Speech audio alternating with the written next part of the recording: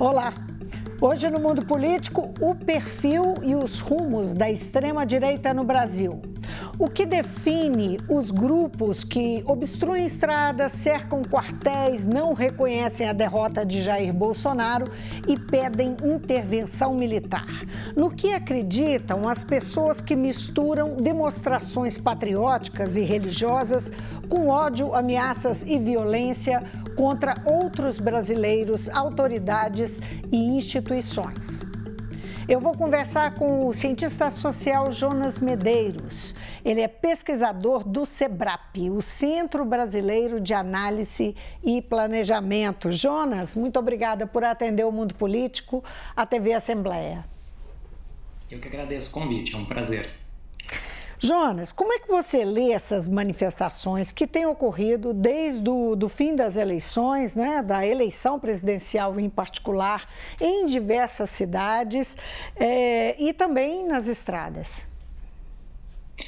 Pois é, eu tenho me dedicado nas últimas semanas a fazer uma pesquisa etnográfica, uma pesquisa qualitativa, de observação tanto nas ruas, na cidade de São Paulo, que é onde eu resido, que está acontecendo uma vigília na frente do Comando Militar do Sudeste, e também nas redes sociais, principalmente páginas e perfis no Facebook, né? Então, acho que algumas coisas fundamentais para abrir a nossa conversa em primeiro lugar, esse ambiente de contestação do resultado das eleições. Primeiro, ele começa de forma mais explícita desde a noite do domingo do dia 30 de outubro. Por outro lado, isso já estava sendo plantado, gestado e alimentado nas semanas anteriores, tanto do ponto de vista da campanha de Jair Bolsonaro, que tinha uma postura de contestação e de deslegitimação, de incitar uma desconfiança com relação às urnas eletrônicas, com relação à justiça eleitoral, com relação às pesquisas dos institutos, às pesquisas eleitorais dos institutos de pesquisa e também com relação à grande imprensa. Mas isso não vem apenas da campanha de Jair Bolsonaro, isso também vem dos movimentos conservadores de apoio a Jair Bolsonaro. Então, por exemplo, no caso específico da cidade de São Paulo, já existia desde da primeira semana depois do resultado do primeiro turno, um acampamento com pouquíssimas pessoas na frente do Comando Militar do Sudeste, e já existia um plano, uma proposta de que, se Jair Bolsonaro não fosse eleito, que o resultado das eleições fosse contestado, não fosse aceito. Então, isso está sendo plantado, gestado e alimentado há muito tempo e, claramente, com uma postura. Essa postura de contestação vem junto com uma postura favorável ao que a gente pode entender como um golpismo militar.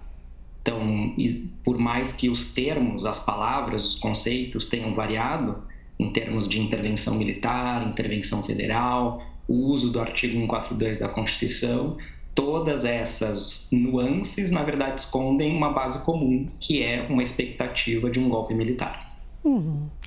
Essa é a face mais visível e, digamos, mais intensa de um crescimento de uma extrema-direita no país que a gente vem assistindo já há alguns anos, não é? Desde, pelo menos, a campanha e a eleição de 2018. Qual é o caldo que você enxerga para a formação dessa extrema-direita que agora chega ao ponto de fazer essas vigílias, obstruir estradas, porque não concorda com o resultado das eleições e quer intervenção? Exatamente. Essa é uma gestação de anos e a gente pode até remontar a quase uma década, né? Algumas pessoas têm uma tendência de fazer uma leitura de que nas manifestações lá de junho de 2013, que foram massificadas, aconteceram por todo o país, alguns pesquisadores, alguns analistas e alguns ativistas têm uma tendência de identificar em junho de 2013 como se fosse o início dessa extrema-direita. O que, na verdade, esconde que a extrema-direita era muito minoritária nesse momento.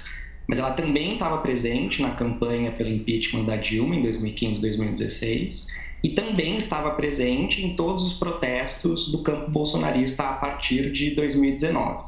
O que tem de descontinuidade, de mudança, é que essa pauta da intervenção militar sempre foi uma pauta presente em 2013, 15, 16, 19, 21, 22. Você pode considerar todos esses anos. Porém, o que aconteceu agora é que essa pauta, extremamente radicalizada, extremamente autoritária, ela se massificou. E o que a gente vê hoje, não apenas nos bloqueios das rodovias, mas nessas vigílias nas frentes dos quartéis que estão ocorrendo há um mês em absolutamente todas as capitais do país. Então, a gente tem uma mobilização extremamente intensa, porque essas vigílias demandam um grau de dedicação, de tempo, de energia, uma intensidade gigantesca, uma extensão no tempo, um espraiamento pelo território brasileiro, que é um país continental, e uma pauta extremamente radicalizada. Mas eu vou retomar essa pergunta, tentando dar ser um pouco mais clara no sentido de o que na nossa história, o que dentro da nossa sociedade, entre a população brasileira, explica essa emergência. Nós já tivemos momentos políticos intensos, nós vivemos sob uma ditadura, mas uma extrema-direita, digamos, vigorosa, né, como essa está no momento, isso é uma novidade. Olhando para as nossas origens, como sociólogo, como é que você entende essa emergência? Perfeito.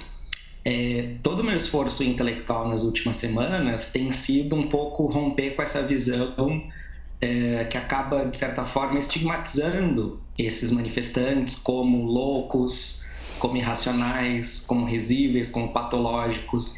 E é bem o que você falou, por mais que seja um fenômeno novo, ele está enraizado na nossa história. Então, quando as pessoas estão nas frentes dos quartéis, os quartéis viraram esse centro de gravidade dessa mobilização, dessa extrema-direita, que nesse momento se massifica, as pessoas não estão com uma leitura equivocada da história política brasileira. A história política brasileira é marcada por intervenções militares.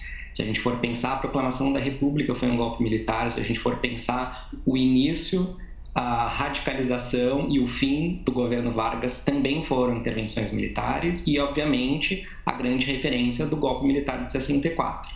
Inclusive, a memória de 1964 tem sido cada vez mais claramente reivindicada por esses manifestantes. Eu tenho visto isso em vídeos, em lives feitas nessas vigílias, espalhadas por todo o país, em todas as capitais, e de forma crescente, intensa, existe essa reivindicação do golpe de 64, da própria ditadura militar, inclusive com a presença de manifestantes idosos que dizem ter participado das manifestações de rua em 1962, 63 e 64, pedindo intervenção militar.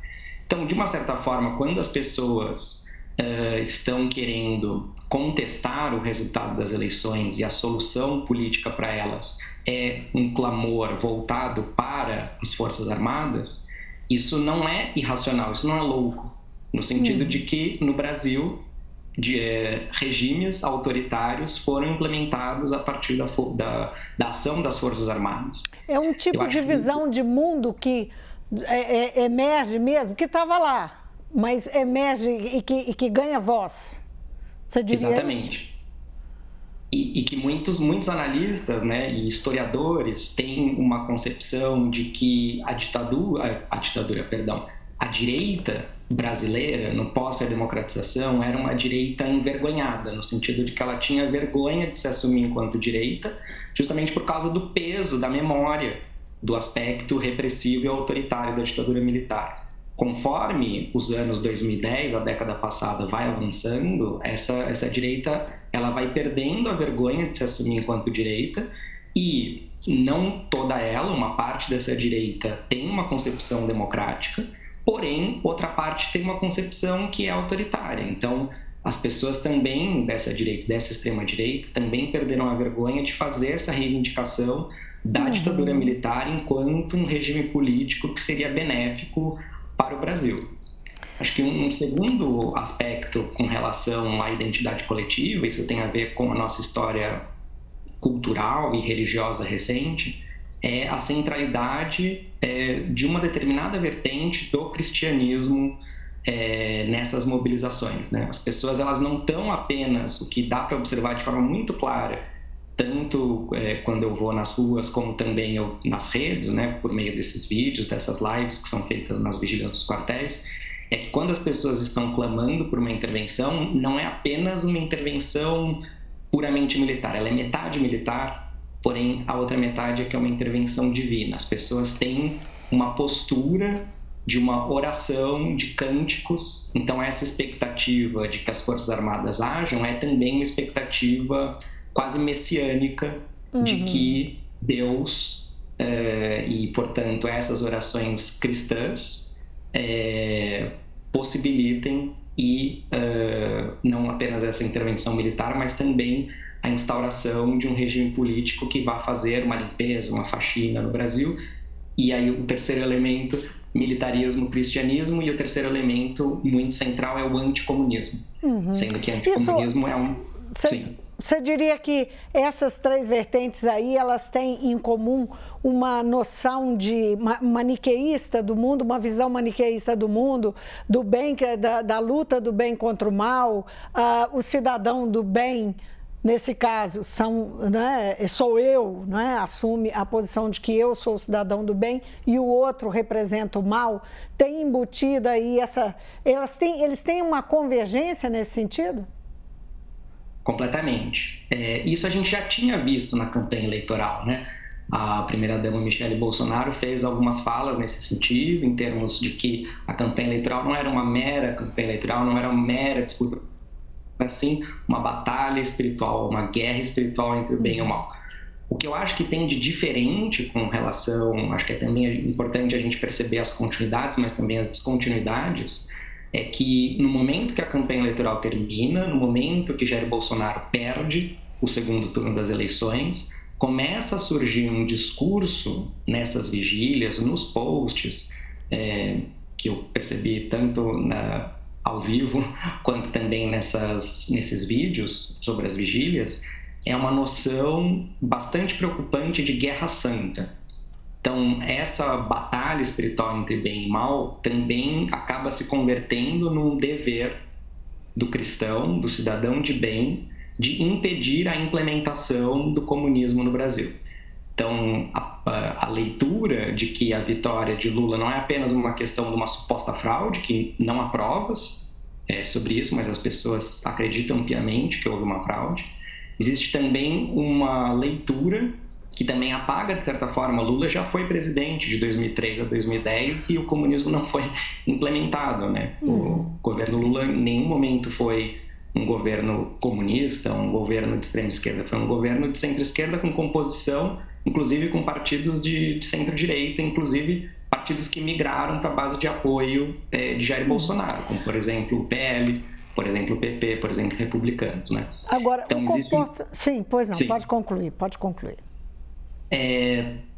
Não, a questão central é que esse anticomunismo ele está alimentado por essa noção cristã de uma guerra santa. Então, é um dever, inclusive são citados diferentes livros da Bíblia, principalmente do Antigo Testamento, tem uma concepção de uma certa forma catastrofista e apocalíptica, então isso também alimenta um sentido de urgência, de que se isso não for feito agora, se Lula não for impedido de tomar posse, o Brasil está perdido e o Brasil tem uma essência basicamente cristã que deve impedir a implementação dessa suposta ditadura comunista. Agora, não há, Jonas, nenhuma reflexão nessa argumentação, nesse discurso, nenhuma reflexão legalista.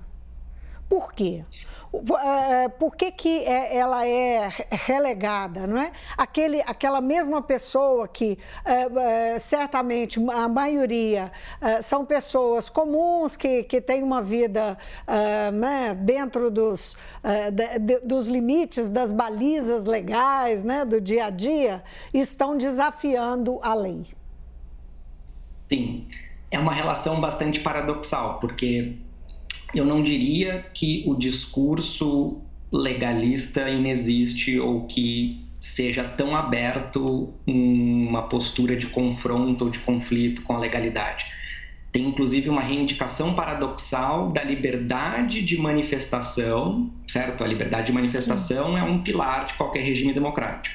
E o que eu vejo as pessoas mobilizando é esse direito da liberdade de manifestação justamente para reivindicar o fim da democracia.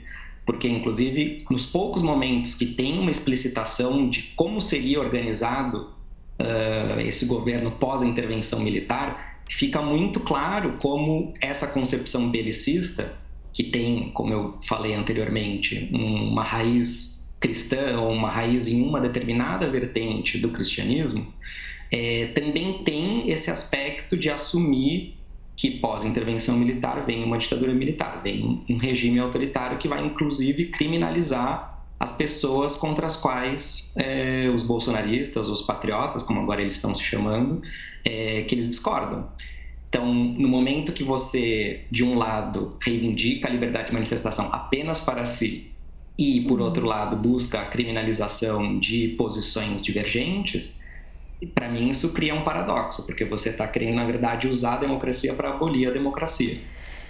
Bom, pensando ainda em o porquê das emergências, né, eu queria saber como é que você vê o papel do Bolsonaro, a responsabilidade do Bolsonaro, não é?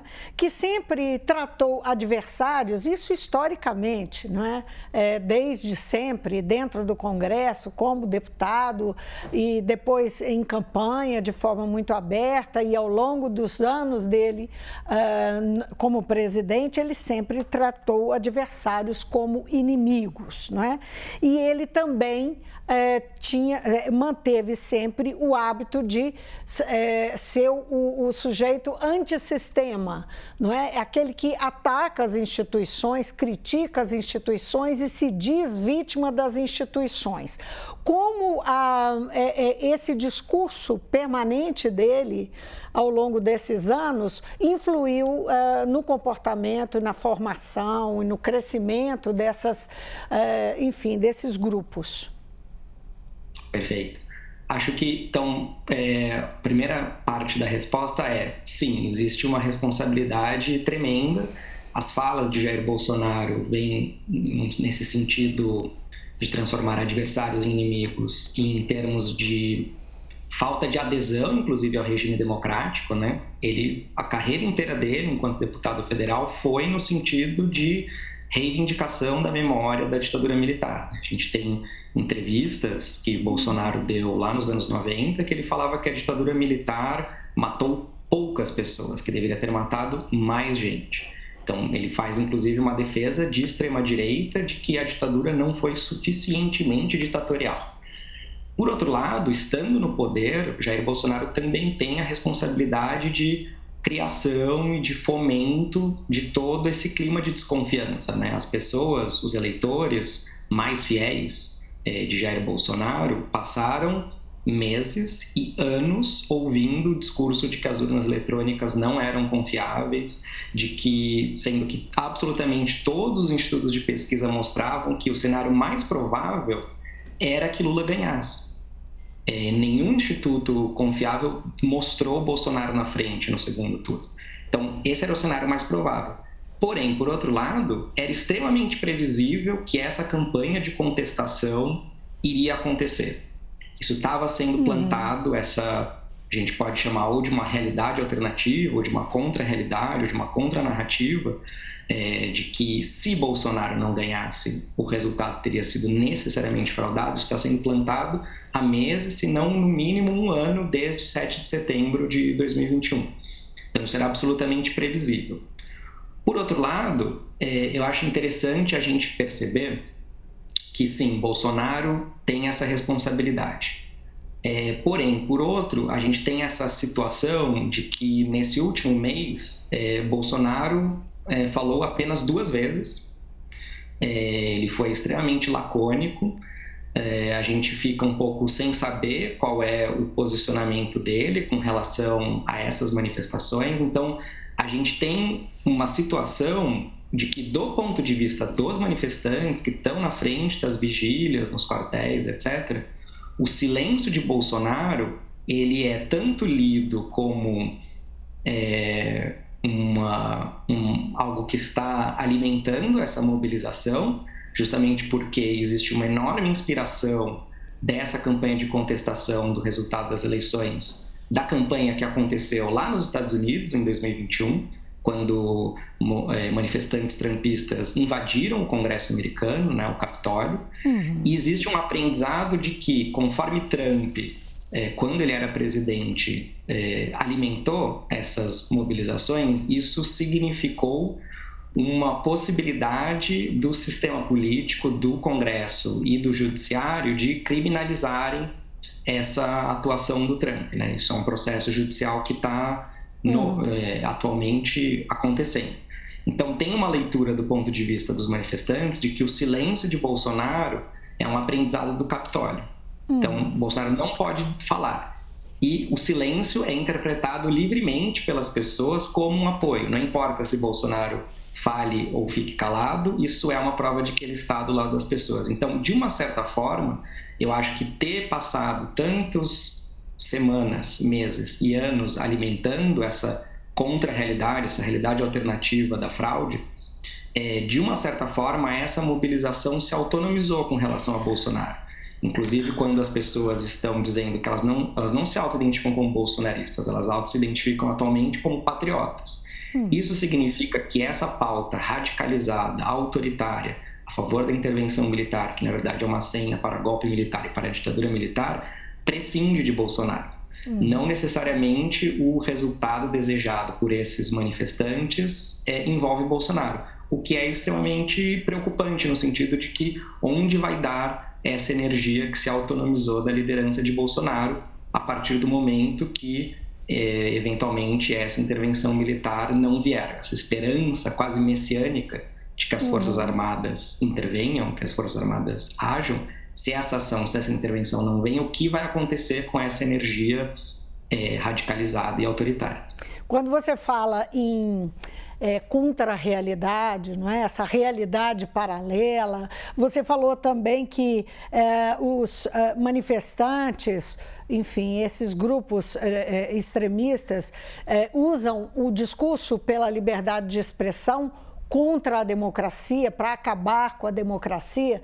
Eu fico pensando que eles são extremamente suscetíveis, foram extremamente suscetíveis à enxurrada de fake news e desinformação, não é? E o quanto isso tem a ver com uma falta de educação política do país, do nosso povo, não é? Em geral, da nossa população. Sim, isso é uma questão central, e quando você diz educação política, acho que a questão central aqui é um pouco a dificuldade que a sociedade brasileira teve de lidar com a memória da ditadura militar. Então, as pessoas terem uma noção, de certa forma, saudosista da ditadura militar, isso significa que a gente não consensuou enquanto sociedade o que foi o período ditatorial de 1964 a 85. E isso se conecta com aquilo que a gente estava conversando lá atrás sobre a passagem de uma direita envergonhada para uma direita sem vergonha de se assumir enquanto tal, não só enquanto direita, mas enquanto uma direita autoritária, porque a democracia precisa de uma direita democrática. E o que a gente vê muito claramente como isso não foi resolvido na sociedade brasileira, e isso, cada vez mais, as pessoas não têm vergonha de fazer essa associação e essa reivindicação de um regime ditatorial que perseguiu, censurou, exilou e assassinou pessoas que tinham dissidência política. Uma das discussões sobre essa emergência da extrema-direita e do perfil dessa extrema-direita são identificadas características de fascismo nesses grupos. Qual que é a sua percepção? O quanto a nossa extrema-direita é ou não fascista, não é? Ou tem elementos do fascismo? Isso é uma discussão bastante longa, eu tenho tentado entrar em contato com isso. Muitos pesquisadores, muitos acadêmicos, alguns órgãos de comunicação, analistas e até mesmo ativistas têm essa compreensão do bolsonarismo enquanto um fascismo. Eu diria o seguinte, eu acho, não é a minha tendência de fazer essa interpretação conceitual do bolsonarismo,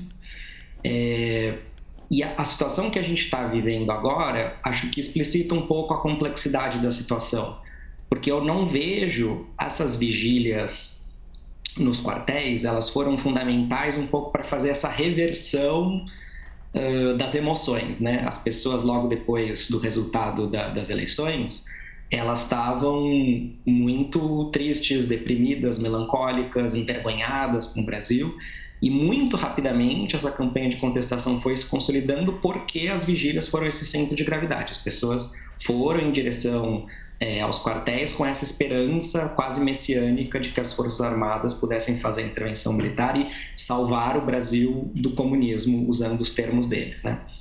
Agora, o que eu vejo?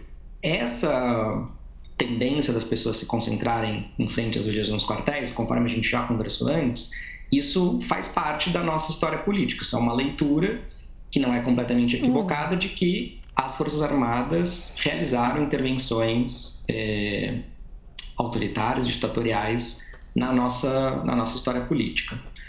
Por outro lado, é interessante ver como os manifestantes eles estão numa postura relativamente passiva. Eles estão pacientemente esperando que as Forças Armadas ajam, inclusive uma terceirização da ação. Eles não vão agir, quem vai agir, né? Eles ficam ali nos cânticos, né? As clamando, manifestações orando, mais esperando. agressivas e tal foram pontuais, né? Mais nos bloqueios, né? Aí tem a questão dos bloqueios, né? O meu ponto é o seguinte, essa campanha de contestação, ela tem dois polos. Tem um polo que é um pouco mais passivo, que é essa esperança messiânica da intervenção militar, que, de uma certa forma, ainda é majoritário. E tem um polo que é mais ativo, que está falando, bom, se as Forças Armadas não agirem, então agiremos nós. E as pessoas estão se engajando, primeiro, lá desde o começo, os trancamentos, a gente pode ler aquilo como formas de desobediência civil. E agora o que a gente está vendo são formas de ação direta. Agora, só lembrando que existe aí, nós estamos falando de pessoas, né, populares, grupos e tal, mas nós sabemos, e isso está sendo investigado pela Justiça, pela Polícia Federal, que há uma ação articulada, não é? E há cabeças, há lideranças, ministros que falaram, generais que agiram com dubiedade, pastores que agiram com dubiedade, outros que já estão incitando, não é? a população a agir de forma ilegal, não é? Tem aí uma ação que vai além desse movimento e dessas posições aí, sejam nas estradas ou nos quartéis. E que tem, inclusive, enfim, a principal concentração hoje de ações violentas é no estado do Mato Grosso, e acho que não é à toa, porque também tem uma mobilização a partir de empresários que foram multados pelo Alexandre de Moraes. Também tem, então, uma reação com relação a essa multa. Mas só para tentar conectar a sua pergunta, né, não estava fugindo da pergunta sobre fascismo, né? É que eu acho que esse que é o elemento, se essa espera passiva pelas Forças Armadas se esgota, o que resta é essas pessoas, entre aspas, tomarem a história pelas próprias mãos. Aí a questão é que essas mãos estão armadas, né? Isso também é resultado de políticas públicas, de decretos, de normativas do governo Bolsonaro. Pois então, nesse aspecto...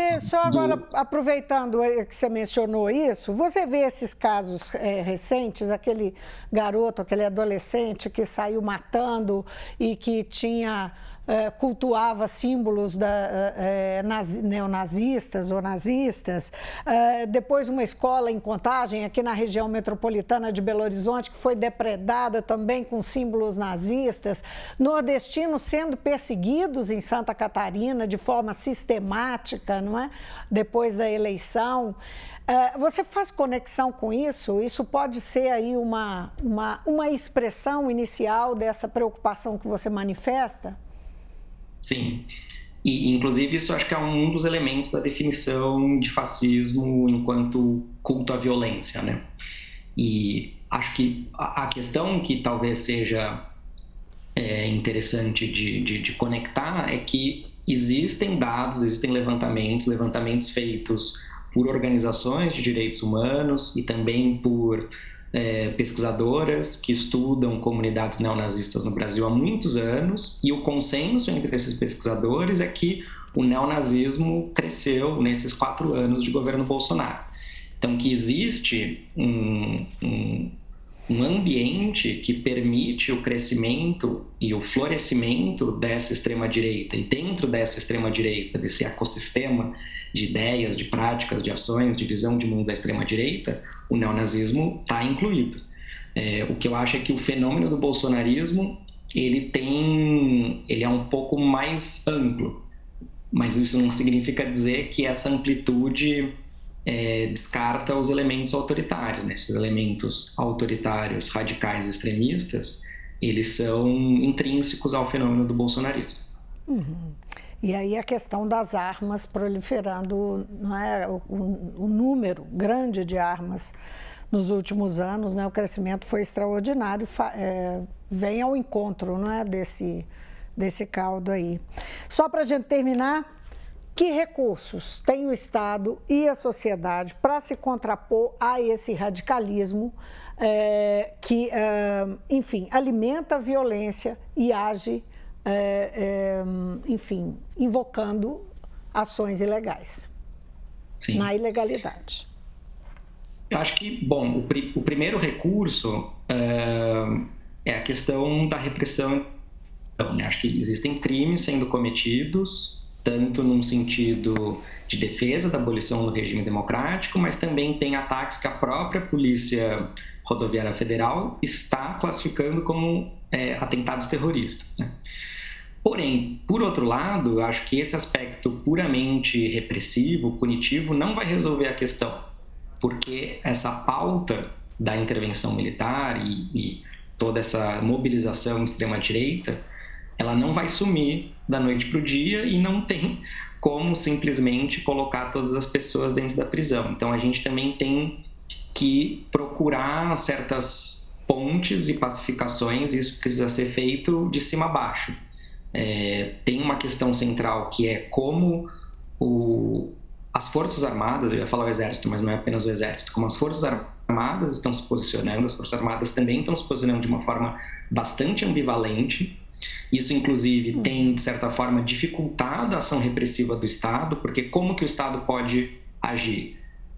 De modo geral, com oficiais de justiça, com a Polícia Rodoviária Federal e com as polícias militares. Em diferentes estados, as polícias militares foram politicamente impedidas de agir por conta de uma iniciativa de diferentes comandantes na frente dos quartéis colocarem em defesa da liberdade de manifestação das pessoas que estão nessas vigílias, independente se a pauta é golpista ou não. Ou seja, é aquilo que a gente estava conversando antes, é o paradoxo da liberdade de manifestação e a liberdade de poder querer a abolição da liberdade democrática. Lula então, também tem aí um grande desafio, né? Essa é uma questão. Tem um grande desafio e vai ser uma oposição radicalizada, não é nem desde o primeiro dia de governo, porque a oposição radical já está agindo antes mesmo de Lula tomar posse e as pessoas têm certeza que elas vão impedir a posse de Lula, que a gente também pode prever aí conflitos e situações bastante complicadas, e o meu maior medo é a questão da violência política. Dia 12 vem aí com a diplomação, dia 1º a posse, então é acompanhar e torcer para que os ânimos não se exacerbam a esse ponto, não é? Sim. Muitíssimo obrigada, Jonas, pela participação no programa, por essa boa conversa. Eu que agradeço o convite, foi um prazer. Eu conversei com o cientista social Jonas Medeiros. Ele é pesquisador do SEBRAP, o Centro Brasileiro de Análise e Planejamento. Jonas fez uma análise do perfil e dos rumos da extrema-direita no Brasil. Fico por aqui. Obrigado pela companhia. Até amanhã.